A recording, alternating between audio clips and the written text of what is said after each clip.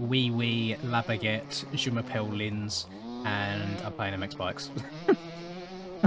My French isn't the best, I do apologise. But we are playing a French track today, a first track made by a guy named Pastico, and the track is Gimon 2019. A track I've never heard of before in my life.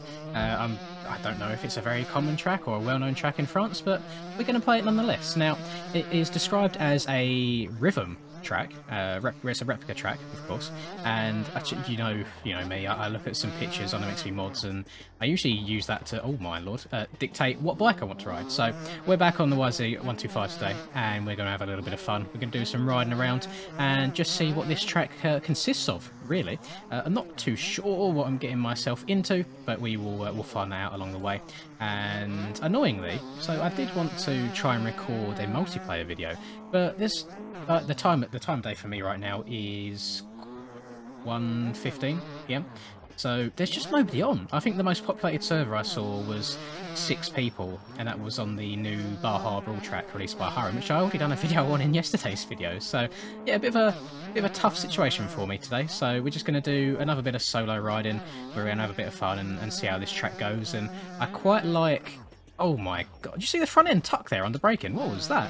I quite like testing out first time track makers tracks just to see kind of what they've got really, and I always end up leaving with the opinion of that's much better than I could ever do. So we're going to see if the same holds true today. Now it looks very, very hilly, which as we know in MX Bikes doesn't always lend itself very well to the game's physics, so I'm hoping that the game doesn't do the track dirty by any means. And oh, let's get down here because brake. There we go. So my very, very local track, for example, Canada Heights, is a very, very hilly track, and I imagine that it would also get done pretty dirty in game. Well, I mean, we've got it by Jin made it, but he kind of went balls to the wall on the bumps and rut side of things on there. So you're always you're always being bounced all over the place. So it's very hard to tell what's hills and what's just from the roughness. But I mean, people for their first tracks, they tend to make replicas of their locals or their favourite tracks, which I quite enjoy. It's nice seeing what other people get to ride on, and I think I need to make a habit as well of once I've played some of these tracks in game that are IRL tracks, just go and watch a GoPro video afterwards and see how they compare, because that again I suppose will go to show how good of a track maker they are if they can nail the replica pretty well. And I mean, I've done a lap already, so 2 minutes, that didn't feel like a 2-minute lap time, that felt much quicker. I was about to say it's a very short track, but I mean the time doesn't lie, although the timing is a little bit. I'm looking at the timing at the top left right now, and it's constantly going down, or I say down, the time's going up essentially in red, meaning that I'm falling way off pace. So I'm hoping that it's just the max HUD being funny and that the timing's actually working. I mean, the split worked just then. We'll find out. We'll see what happens at the end of this. That is the second lap in a row I've crashed on this hill. Maybe the 125 wasn't the most ideal of choices then. Maybe I did need something a little bit bigger, a little bit better. Go over this. There we go. So I think I'm not sure if I've discussed my riding, IRL riding, since last time I went out. So I went to Flatcroll Heath, which is a track that I've got numerous videos on the channel already. That's the sole reason that I didn't record. I didn't see the point in just doing the same track on video over and over again. But it went a lot more positive than I expected. So I've been dieting and working out since the start of August, so it's just going on a month now.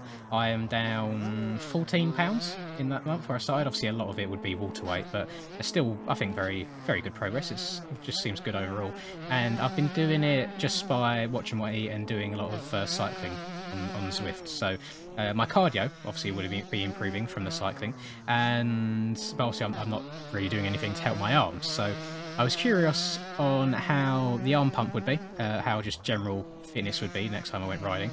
So that has happened, and I'm happy to report I can now do an extra lap and a half before I get really tired now. But it's still positive, you know, it's improvement for me, and slowly getting back to a point where I can be happy and really enjoy the riding, because there's nothing more frustrating than knowing what you need to do but not having the physical capabilities to do so. And I remember like when I was younger as well. Just being able to hold onto a bike for an entire session was a little bit underrated, and I miss that. So I'm really eagerly trying to get back to it, and it's just little things like that little extra lap and a half just filled me with more confidence so I could just carry on doing it. And I really enjoyed the day. So I didn't do the usual thing like every session where I just go out and try and go as fast as possible until my body gives up. I think I had like 2 sessions like that, and then I've done another 2 sessions where I said to myself, right, I'm going to stay out just for the entire 20 minutes and I'm going to go at like 80% rather than 100 and just finish the session and just log some good laps under my belt. And I've done exactly that, which is something that I feel like I need to do more often, because at the end of the day, your riding fitness is only going to improve by riding. So the more laps I can get in, the better. And I was quite happy with my speed as well. I feel like I'm slowly getting there. Corners for me are a very weird thing. I used to be absolutely fine in ruts and stuff, but at the moment I'm having a big issue of just not leaning the right amount. I'm either leaning the bike too much or not enough, and something that was a massive help is I reset the sag of my rear suspension, because I quite like steering with the back end. Like once I can get the back end out, I quite like turning on the power and bringing it around that way, which is something that I can only really do on 2-strokes. I've always struggled on my 250, but it turns out that my sag was way wrong. We literally had to do 2.5, I think it was, rotations of the rear spring, which is a hell of a lot of an adjustment. And now it just feels so much better. You know, it's nicer over the jumps. It's nicer over braking bumps as well, and I can actually turn the fucking thing. Before it was really unpredictable. It's like I could get the back end to step out in the corner, but then it would kind of squat and get traction and try going straight. But now I can just control it and keep it where I want it, which is a huge difference. So now I feel like I can finally kind of I've got those building blocks in place to now actually properly try and improve. And I promise next time I go out somewhere I will take the GoPro with me regardless, because I've been out twice since my last video and not even bothered recording anything. So I'll try and do that to just give you a little bit of an IRL update, because I know there's a few of you that do enjoy seeing it. Probably quite nice seeing me absolutely be booty cheeks IRL, so you know that you can I might be able to beat you in a game, but I can't beat you in person, and that's what really matters. The game doesn't mean anything at the end of the day. And just happy all round, good vibes, good racing. I say racing, good riding. And I mean, I was a little bit disappointed because it was meant to be a 3-hour like hare and hound endurance race, but it got cancelled from lack of sign-ups. So just went out for a normal practice day instead. But I'm still grateful that I was able to go out regardless. And obviously I'm busy this weekend, but maybe I'll pester my dad to get me somewhere the weekend after that, because I feel like I'm in the flow right now. You know, I just want to keep riding and not take a couple of months away from it and just lose it all again. And that is the story of Linz IRL at the moment. Not a whole lot going on other than that. I'm fairly content with things. As I say, the whole kind of like fitness journey's going pretty decent. I'm just gonna keep doing that. I'll get a little bit graphic with you boys for a moment. I don't understand weight in general, because obviously since the start of August I've been drinking, let's say, like 2 litres of water a day. So obviously I've got rid of that water weight. I'm in a current like state of keeping well hydrated, so my body weight shouldn't fluctuate much just in terms of how much I'm drinking throughout the day, because it's fairly consistent. Now I won't lie, because my diet changed, I was a little bit backed up, so I probably didn't go number 2 for like 3 days or something, and I'm usually like clockwork. I usually go maybe like twice a day, but yeah, since my diet changed, not the case. And I thought, God, I've got like 3 days worth of food in me at this point, which is probably keeping me a bit heavier. And then it finally all came out. I felt like the world had literally fallen out of my rear, and I was like, oh my God, I'm gonna be so light tomorrow. It's gonna be great. And I hopped on the scales the next day, and I was a pound heavier than the morning before, even though I'd had a really sensible day food-wise, and the world had fallen out my arse. So I thought, oh, that's very strange. But then, check this out. So I've been very well behaved for the last month, and I got home quite late last night, and you know what, I just fancied a bit of fast food. I ordered a Domino's. Now I didn't go full I didn't go balls to the wall. You know, I changed the base to a thin base, so it was like I think it's like 200 less calories in that regards. I changed it all about, and it was 750 calories for the pizza that I had, which is not bad by any means, I don't think. And it was just a nice treat, a little bit of a pick-me-up. So I expected to wake up today thinking, oh my god, I had an entire pizza to myself, I'm full up of bread, I'm definitely going to weigh a bit more this morning. But now I'm £2 less than the day before, and I don't bloody get it. So it's all over the place, and I'm just accepting it for what it is now. And I'm not one like, I get a little bit over the top sometimes, where it's like, right, I weigh £1 more today than I did yesterday. I need to be extra strict on myself. But I always bear in mind that I know weight fluctuates by a couple of pounds on any given day. So I really treat it week by week, but I still do weigh myself every day just out of curiosity. But it's a very positive thing. The best thing is being able to fit back in clothes that previously wouldn't go around me, and that is a really, really good motivator. And I feel better for it as well. Just on a day-to-day basis, I just feel like I've got more energy. So it's all good, positive stuff. I think good stuff all round in the life of Linz, to be honest. And I think it's been a while since I can say that I've been comfortably being able to say that. But it's good stuff. Somebody mentioned the other day that these videos almost just seem like podcast type videos where I just talk about life and stuff, and yeah, well, I agree with you, but I don't mind it by any means. It's a bit of, well, give or take. Some people enjoy it, some people don't. Can't get over this jump for the life of me. I definitely think I need a bigger bike. But yeah, if you enjoy it, thank you very much. If not, I do apologise, because you wouldn't be the first person to comment saying that I talk too much, and you'll be surprised. So when I make these videos, I think like the 10-15 minutes I'm sat talking is the most that I talk through the entire day. The rest of the day, and most of the time in general, I feel like I'm quite a reserved person, like just quite quiet.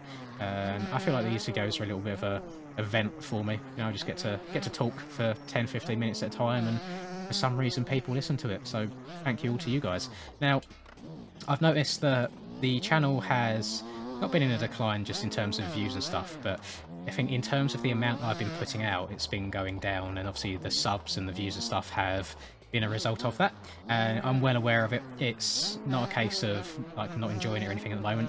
I feel like I'm just a very busy guy. I've got work, and then I try and do my workouts in the evening, and I try to fit in time just like playing games that I just generally enjoy outside of YouTube as well. Obviously, like the Counter Strikes and the Rocket Leagues I mentioned before. Zombies as well. Do enjoy a bit of zombies. And it's not that it's taken a back seat for the while. It's just purely a case of not having all the hours in the day to do it. But I know I need to. I need to get back to it a bit more, because I have been slacking. But at the same time, I'm doing it an amount I'm actually quite enjoying. I don't get those days anymore where I'm like, oh fuck, I need to sit down and record a video for tomorrow, or I've broken my everyday uploading streak.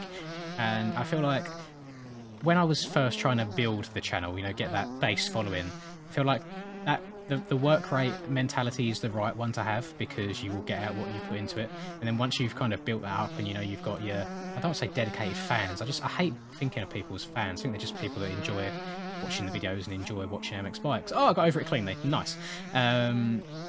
It's nice just to have that dedicated audience that I know will just kind of be there and be supportive all the time, which is you guys. So I feel like I say it quite a lot, and it's the typical cliche YouTube thing as well, isn't it? It's like, oh, I wouldn't be here without any of you, but it's genuinely, it is true, and I do mean it.